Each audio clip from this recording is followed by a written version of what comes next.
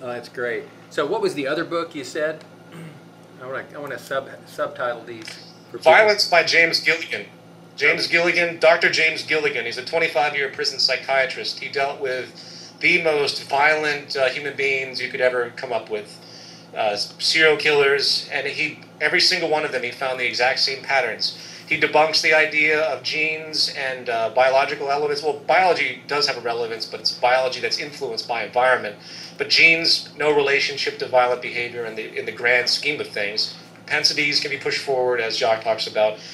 He did one of the most thorough jobs I've seen of analyzing what creates offensive, really offensive, aberrant human behavior, usually in the form of a retribution mentality, of vindictiveness, of this hatred that materializes in people, and the reasons why.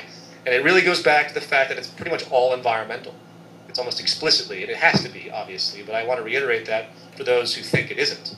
All the analysis I've seen about evolution of violence, it's completely thrown out the door. You can't...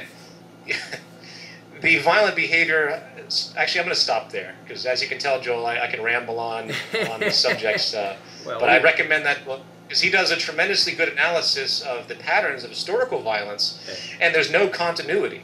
It's in and out. He also goes into other cultures, discuss how violent relationships happen there, and the moral and value elements in these cultures, and how they have no violence, how they haven't had a murder in the existence of the entire culture. These are small subcultures that exist around the planet, not necessarily hunter-gatherers, but other cultures like the Amish and other things, other cultures similar to that. They don't have any violence at all. And I just thought that was incredible. Not to mention, many of them don't have any crime on any level. So there's a reason why these things persist, and I'm going to have a very big section on that in the new film. That's excellent. You know, a lot of people in the movement seem to be into this guy, Robert Sapolsky. Is it Robert Sapolsky? Oh, I like Sapolsky's work a lot. Couldn't say anything bad about Sapolsky's work.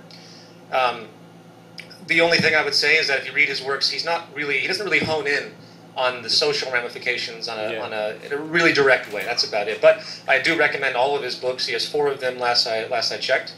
And he does some really great essays on environment, relationships to human behavior, the relationship of hormonal attributes and how they really don't. High testosterone, for example, does not just trigger aggressive behavior as the mythology has put forward for many, many decades now. Ultimately, he does a very good job of explaining how environment shapes biological function and creates many disorders that we see today. Not to mention, he was just a brilliant anthropologist who lived with baboons, and he has some wonderful stories he describes in his experience for 20 years living with analyzing the behavior of the baboon group. Right. His kind of little claim to fame, as far as his analysis, of his experience, was his baboon troop, which had existed for, he had monitored for 20 years, if I remember correctly. They suffered a big problem where the alpha males were killed off, unfortunately, by eating polluted garbage. And basically what happened is the alpha males were gone. The aggressive chain reaction from the top down, the tit-for-tat that tends to exist in the class structure of the baboons, suddenly dissipated dramatically. And for up until this day, as far as I understand, the level of violence and aggression and tit-for-tat that used to exist in this baboon troop is now utterly negligible in more or less his language. Which goes to show again that even what appears to be natural phenomena, what appears to be some nature of, say, mammalian organisms or primates, isn't necessarily. It just appears that way because that's all we see, because all the environments have been consistent. And that's a very important point. So I recommend his work tremendously, and his analysis of that particular instance is very, very important to the nature-nurture debate, if you want to call it that, even though I can't stand that term anymore. But no, I like Sapolsky a lot. This is the fabric of the social change. As far as I'm concerned, and some might disagree, I have no faith in the political system to make the relevant changes that are required. And I don't feel we can wait for the political structure, which is owned by the corporate structure, as we all know, to wise up and realize that their survival is also dependent on a larger order social change. both in values and in the entire architecture of the global system. The city systems have to be altered. We have to move to renewables and everything that Jacques talks about, obviously where the Venus Project comes into play. So to go out and start a chapter is actually a very courageous thing. Yeah. I mean, it's not easy for someone to initiate that themselves and to bring in people, find a meeting spot, and to begin to let it grow. So I don't want people to belittle those concepts. Those that come at me and say, oh, well, we should start building, and it's all very sexy and tangible to think about, well, let's raise $1 billion and build a new city. But as Jacques has explicitly pointed out, the values have to undergo a process of change before we can think about a society that is actually operating on a sustainable level, meaning there isn't this utterly excessive need of want, which is completely contrived. It's not based on any human attribute that we want more and more and more. This is a value imposed by the corporate system because that is exactly what fuels everything. If people didn't have the value of greed and have the value of jealousy, the entire global economy would collapse. Those are the values that are those are the values that are pushed forward by everyone, and it's that it's required. So until those values are overcome, until people see the destructive nature of this zealous acquisition of materialism, then that's just one little level. Then I don't see how this change can really manifest, even if we had a full city. Mm-hmm. So the communicative cultural influence project, if you will, the social therapy, as Jacques called it, and I use that to this day, that's such a great term, is the most important issue by all means. This is why I will continue to make films. This is why I encourage people to do anything they can to post media. Again, we can debate technicals all day. I have very little concern about what Jacques speaks of. In fact, he's stated to me, he's like, the easiest thing is to build these things. The easiest thing is to do the resource management. The easiest thing is to get this system set up.